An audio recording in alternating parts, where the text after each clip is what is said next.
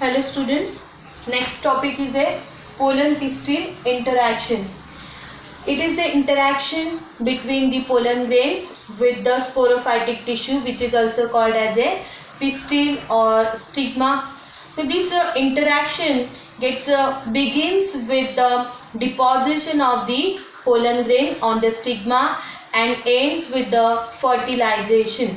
So these are all the events. What is that? First one, that is a deposition of the pollen grain. Second one, formation of pollen tube runs through the style. And third one, that is this pollen tube reaches to the ovule. So these all the events gets carried out successfully. Okay, so that is refers to as the pollen pistil interaction. So what is that?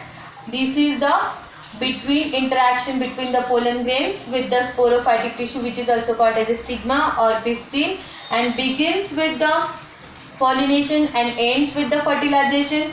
And all the events, what is that? Deposition of pollen grain on the stigma produce the second one, produce the pollen tube, and third reaches to the ovule. Okay, that is all the events is refers with the pollen pistil interaction. Now this pollination, this process, it does not give any guarantee that transfer of pollen grain is a right or wrong. So there may be the chances of deposition of wrong pollen grain. So here is the stigma has the ability, it should have the ability to identify the right pollen grain and the wrong pollen grain that should be gets discarded by the pistil. Okay, so this type of ability should develop it should be developed inside the stigma to discard the wrong type of pollen grain. So this is called as a recognition of the pollen grain, which is done by or which is carried out by the pistil. So this wrong pollen grain is discarded by the pistil. So such type of compatibility or incompatibility. So compatibility and incompatibility of the recognition of the pollen grains gets carried out by a special type of a protein. So this will be done by the special type of a protein. Okay, this process involves the pollen recognition. So this process is exactly what is that?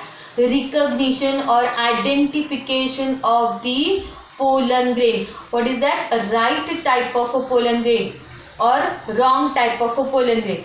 So this is what? Recognition of the pollen grain, and which is followed by the promotion or inhibition of the pollen grains. So this is the interaction we observe between the pollen grain and the pistil. Now the stigmatic surface of the flower refuses the wrong type. If it is a wrong type, then it will be gets refused by the stigmatic surface. So or the what is that? Incompatible pollen grains also refused by the surface of the stigma. And a physiological mechanism operates to sure that only the intraspecific pollen grain germinate. So physiological process, which is what is that? Physical structure of the stigma as well as physical structure of the pollen grain, that should be compatible. It should be compatible, and if it is compatible, then that gets allowed to germinate, that pollen grain allowed to germinate on the stigma. So this pollen grain can be own flowers pollen grain or the same species pollen grain or intra species pollen grain can be except by the stigma of the flower. So intraspecific pollen grain also except by the flower. So this is the physiological mechanism operates. So physiological mechanism means what? The surface of the stigma and the structure of the pollen grain. So outer exine, what is that, spinous or smooth wall, whatever, it should be suitable with that physiological mechanism. Now the compatible pollen absorbs the water and nutrient from the surface of the stigma. For what? For the germination.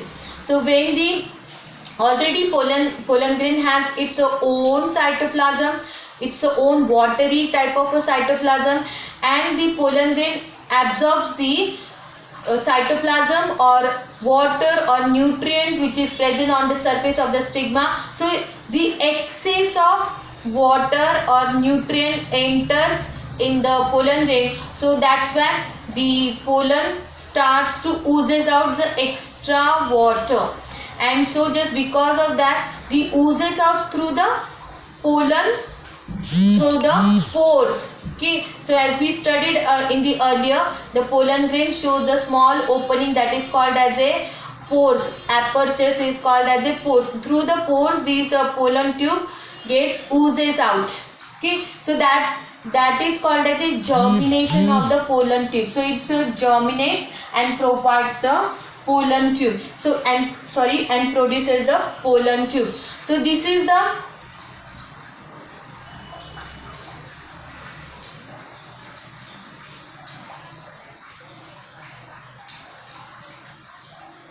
this we can observe in the during the interaction.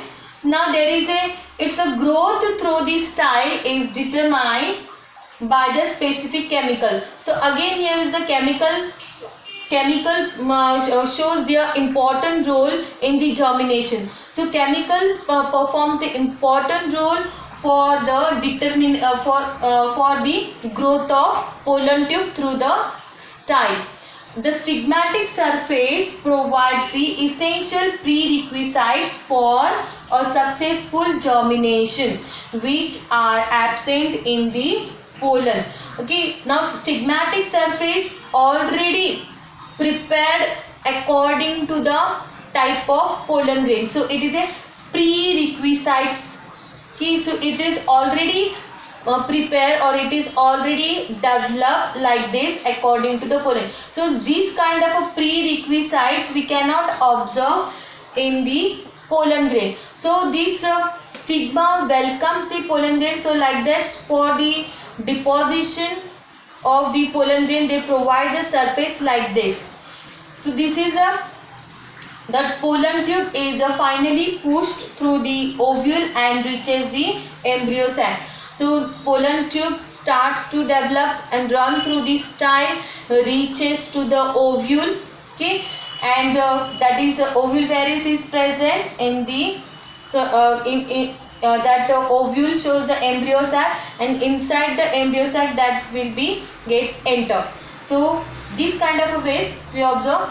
The tip of the pollen tube enters in the one of the synergids. There are the two synergids. So between there are the two synergids which is grows on the either side of the egg cell. So in the middle egg cell and the right and left side is the presence of synergid. So one synergid gets ruptured by the pollen tube, and the pollen tube releases their content in the embryo sac. Now this content what? Cytoplasm and male gametes, two male gametes. So two male gametes and cytoplasm gets released inside the embryo sac. Now this due to pollen pistil interaction, the intense competition develops even in the compatible pollen grains.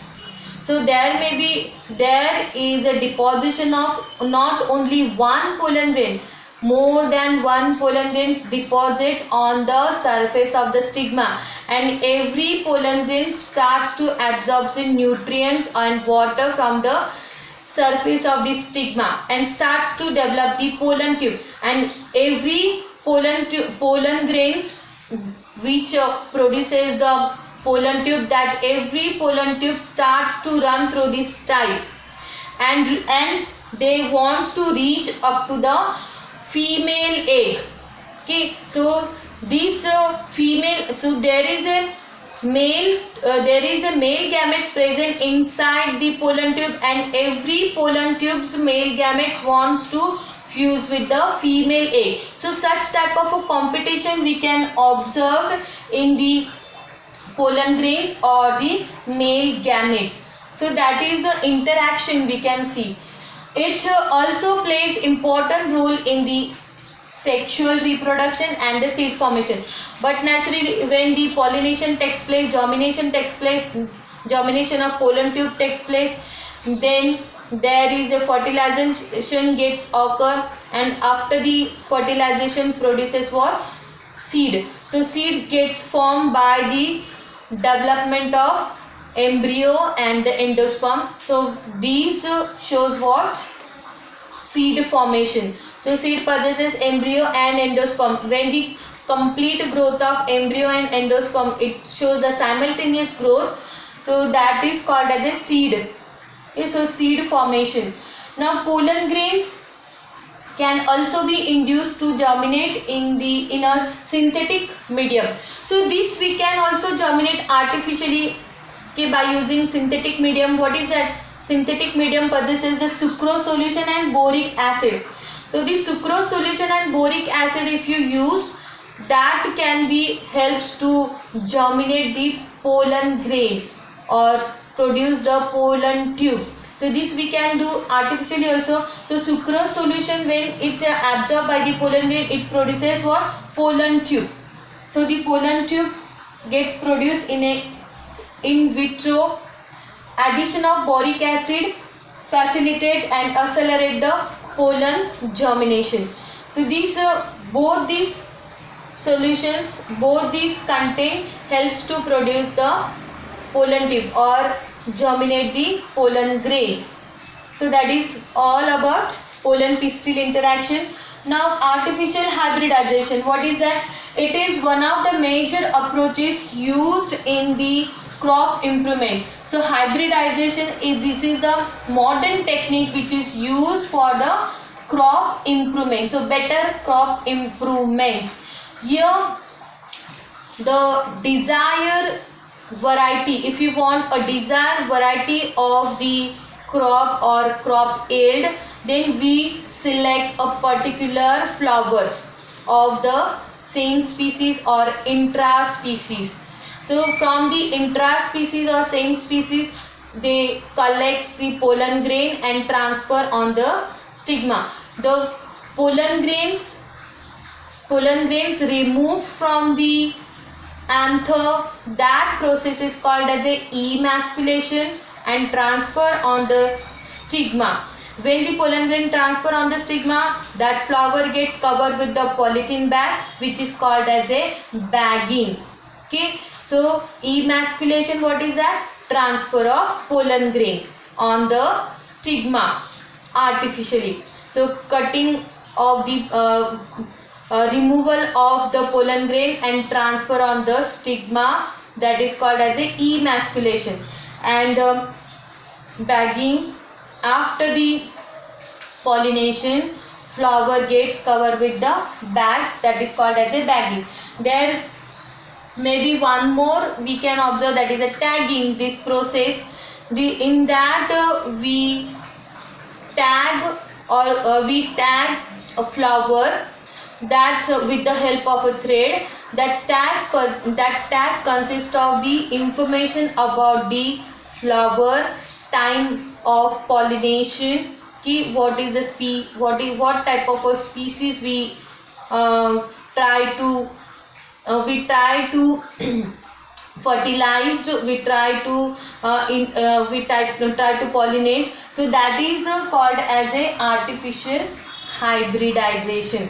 So this is all about what is that? Pollen pistil interaction and artificial hybridization. So the next topic we will see, that is a development of or double fertilization and the development of endosperm. Thank you.